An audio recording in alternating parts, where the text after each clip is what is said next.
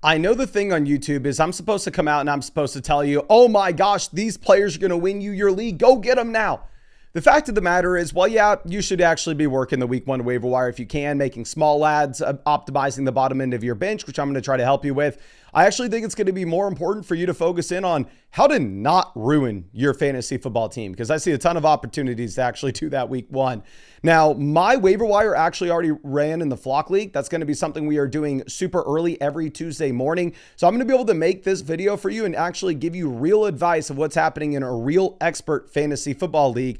Now, before we get into the ads, I think you need to be looking at, let's talk about the obvious pickups. If Ja'Cory Croskey-Merritt, Quinshon Judkins, Zach Charbonnet, Justin Fields, Justin Herbert, Keon Coleman, Keenan Allen, Trey Benson, Dylan Sampson, if any of those guys are on your waiver wire, please go get them. I'd imagine the only leagues where they would be available are 8-team formats or maybe 10-team leagues where your league mates don't know what they're doing. Now, in my opinion, and I know people are going to not like me for this, but the number one pickup this week is Byshell Tuten. Yes, the running back that does absolutely nothing week one. Like Byshell Tuten comes through and he has a whopping 3 carries for 11 yards.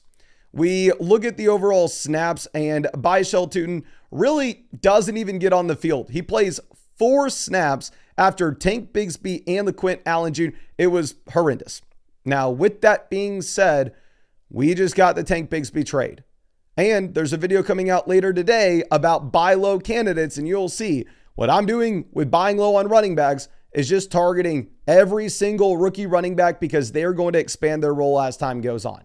I have Travis Etienne in the Flock League. I hope Etienne remains the bell cow throughout the entire season. But now Byshell Tuten at the very minimum is a premium handcuff back. And this is a very talented rookie running back with a lot of upside that could expand his role as time goes on. He's the number one running back pickup, and I would go get him right now. And funny enough, Avery dropped him in the Flock League. I'm going to be going and putting an aggressive bid on him. He actually picked up Quentin Johnston, who we'll talk about right now. And I'm assuming that he just forgot to change Byshell Tuten as his drop after we had the Tank Bigsby trade news. Now, going over and looking at Quentin Johnston, he's wide receiver 54 in my rest of season rankings. I have him right ahead of Brandon Ayuk, Shaheed, Christian Kirk. And if y'all were with me this offseason, if you watch me draft teams on Underdog, you know that there is not a single player I have more money invested into this year than Quentin Johnston. He was getting drafted as the wide receiver 79. I thought it was a ridiculous price point, best value on the board. I took him over and over and over again, and I let people laugh at me while I was doing so. Week one in Brazil, we get 5 receptions, 79 receiving yards, multiple receiving touchdowns, and 7 targets. I cannot tell you, though, that he is a must-start player. The fact of the matter with Quentin Johnston is, if you are in a deeper fantasy football league like the Flock League, where it's a 12-team full PPR double flex, for sure pick him up, stash him on your bench, and hopefully we get a continued trend of performances like this to where eventually in my weekly rankings, I can rank him as a top 36 wide receiver, and he can be somebody you consider putting in your flex. But the nature of the wide receiver position is just naturally one where players like Quentin Johnston are going to have some random spikes when they score touchdowns. And when the touchdowns aren't there, it is going to be an absolute disaster. So while I am printing money in Underdog best ball drafts right now, don't worry, I'm giving it right back to them with all the pick'ems I'm losing. I don't want you to view Quentin Johnston as somebody that's going to change your redraft team, because the issue that you're going to have is you're going to have to predict when you can actually put him in your starting lineup, which will be difficult if both Ladd McConkey and Keenan Allen are earning targets ahead of him. Now, Hollywood Brown is actually going to be higher in my wide receiver rankings. I have Hollywood Brown up to wide receiver 49. And if we didn't have Rashee Rice coming back, Hollywood would be much higher than this. Because for the time being, we have no Worthy, we have no Rice. So when I post my week 2 rankings, you will see Hollywood Brown is nowhere close to wide receiver 49. He's going to be a lot closer to wide receiver 28. But with Hollywood, the first week, you have 16 targets. Yes, 16 targets, 10 receptions, 99 receiving yards. And this is in a game in which Patrick Mahomes struggles. You only have 258 passing yards and 1 passing touchdown. So the fact of the matter is Hollywood is a decent short-term fill-in. If you're in a 10-team league where you only start 2 wide receivers, 1 flex, though, there it's going to be hard for him to hit your lineup just because the replacement level player is going to be so high. Now, What I really do want to address is every single one of your waiver wire is going to be completely different. I review fantasy football teams on the live stream on this channel literally every single night that gets submitted through flockfantasy.com. And every single time I look at the waiver wire in the far right column, I will see a vast array of options I wouldn't have expected to be there. So before you do anything with your waiver wire, the number one free resource that you're going to get, which will help you way more than just going to Sleeper and looking at the trending tab, is going to be linking your exact league with flockfantasy.com. It's completely free. I'm going to leave the link in the description, the link in the comment section.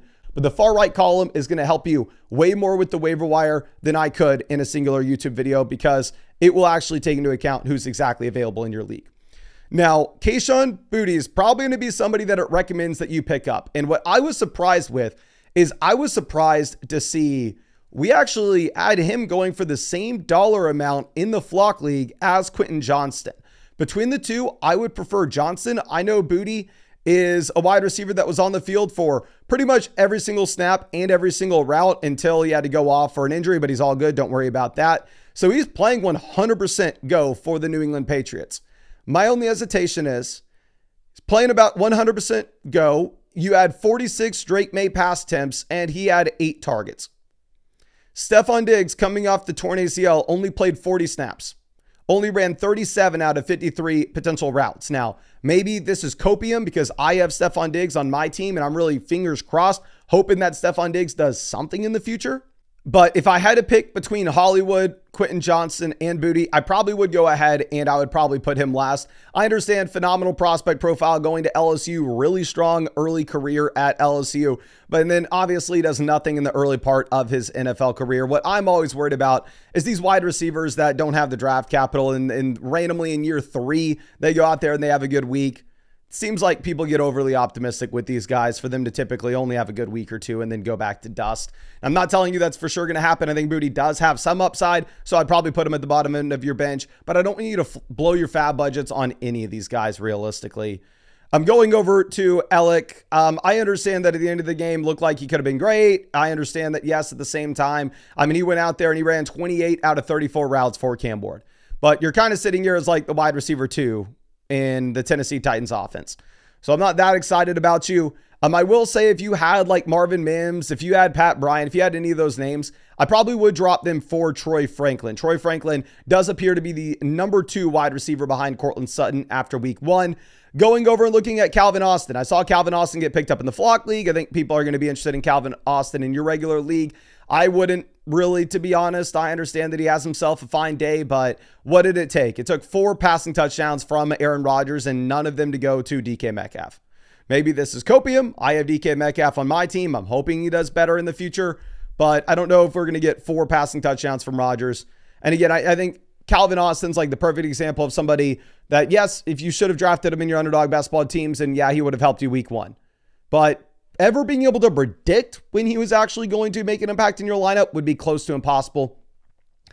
The position that is actually interesting on the waiver wire, like the only position that I feel like you're not going to regret going heavy on, would be tight ends. And the reason for this is all the tight ends that we thought could have been good this year, none of them are. They're all bad. Every single one of them. I thought I got a phenomenal value on TJ Hawkinson in round 8. And we see how that is turning out. Hunter Henry in New England actually is right up there, ties Kayshon Boutte with 8 targets. We can go through and we can look at the snap data from PFF. PFF made this little chart for us, and we can see that Hunter Henry, with the new coaching staff, is back to playing more snaps than he ever has. I mean, he went out there and he actually ran 39 routes in week 1. And we've seen Hunter Henry be a productive tight end in the past, and I don't think there's an established alpha wide receiver 1 in New England based on what we had with Diggs week 1. The pickup that everybody's going to be running to go get is going to be Harold Fannin. And I get it. Harold Fannin was used everywhere in this Browns offense. They looked at Jerry Jeudy. They looked at David Njoku and went, yeah, y'all are cool, but you're no Fannin. Fannin has 9 targets leading this team. And if you're looking at this PFF data, Harold Fannin plays 55 out of 76 snaps, which was good for 72%. In one tight end sets on first and second downs, it actually looks like you had more David Njoku, but Harold Fanden really got out there in one tight end sets on third and fourth downs, indicating that maybe Harold Fanden's viewed more as actually the receiving tight end here in Cleveland, and David Njoku's more of the blocking. But this is very reminiscent of Isaiah Likely last year, where everybody went nuts for Likely and turned out to be nothing. Now, the new coaching staff in New Orleans is looking like they're really going to use Juwan Johnson. Juwan Johnson plays more snaps than he ever has. Like, Juwan Johnson legitimately plays 74 out of 75 snaps. I don't know how that's possible for Juwan specifically. He actually does go through and he has 11 targets leading the New Orleans Saints. But my hesitation with this is we had 46 Spencer Rattler pass attempts. How often do we get 46 pass attempts from Spencer Rattler? And at the end of the day, they are probably the worst targets you could possibly ask for. And then going over and looking at Brenton Strange. Strange is on the radar as well after he leads the Jacksonville Jaguars in receiving, but at the end of the day, he only has 4 targets. Travis Hunter has 8. Brian Thomas has 7. We assume that they still dominate. And then in terms of the defensive streamers this week, the only waiver wire move I was willing to do in the Flock League, because I had Nick Chubb as the last running back on my team. I wasn't really looking forward to dropping Nick Chubb. Was I swapped defenses. I had the Washington defense last week. Love the matchup against Russell Wilson and the Giants. This week, I dropped them and I put $5 to get the Baltimore Ravens defense. And honestly, I was aggressive with it because there's a spread on this game of 11.5 points. And right now, sportsbooks are telling us that the Browns offense should be the worst offense in the NFL this week. They looked capable last week because they went up against arguably one of the worst defenses in the league with Cincinnati. So I think Baltimore crushes if you're looking at other defensive options. The Niners get to play the Saints. The Rams play the Titans. The Cardinals play the Panthers. The Steelers play the Seahawks. The Bills play the Jets. So typically what I look at when I'm streaming defenses, I'm just being completely honest with you, I'm not sitting here claiming to be a defensive expert. I could maybe name 5 players in the Baltimore Ravens defense, if that. I'm looking at the spread of the game because I want my defense winning in the game. I want the opposing quarterback to have to drop back. That way we can generate sacks. That way we can generate turnovers. And I want the over-under of the game to not be unreasonably large. I want the opponent's team's implied team total to be pretty low. Because I want sportsbooks to tell us, hey, this game's going to be a blowout and the other team's not going to be able to put points on the board. That's what they told us with Washington, New York last week, which is why I went heavy on the Commanders defense, and is what they're telling us this week with the Ravens, Browns, which is why I went heavy on the Ravens. But again, do not blow your load on any of these names week 1 unless you're with the obvious ads. I think a lot of these wide receivers are going to be random spike week guys that are pretty good in best ball, but in your regular redraft league, it's going to be difficult to figure out exactly when you should put them in your starting lineup. Byshell Tootin is very interesting, though. I think this is a running back that should be stashed across all leagues, even if Travis Etienne is going to be the guy in the short term. But of course, you need to get tailored customization to your exact waiver wire. We got you set up on flockfantasy.com. Just go over, link your league, whether you play on ESPN, Yahoo, or Sleeper. We got you. It's free. It's super easy. And then in the far right column, when you're looking at the power rankings of your team, there's the best available waiver wire options. And you click on the position and it will actually sort it for you, where you can filter through and see, I need a quarterback, I need a running back, I need a wide receiver, I need a tight end. And the site will be able to point you to exactly what's the best available in your exact league. But I think that's all I got for you. I really appreciate you, and I really hope we get to see you out with the live stream later tonight.